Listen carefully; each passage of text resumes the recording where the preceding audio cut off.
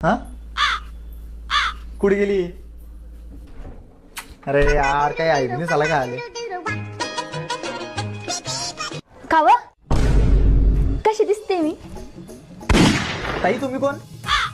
Wrong number लागला वाटतं तुमचा. अहो तुमची बायको आहे ना मी, डोळे फाडी संगीत पहा ना. कुठे तू आणि हे काय करणार तू ना? याले ना इंग्लिश भाषेत मेकअप म्हणता. अरे हो त्या बुड्डीचा पटाका दिसतय मला. या मेकअपवाला बायांले बी काय काम नाही राहता वाटतं. ओ भाऊ काय बोलतोस तू?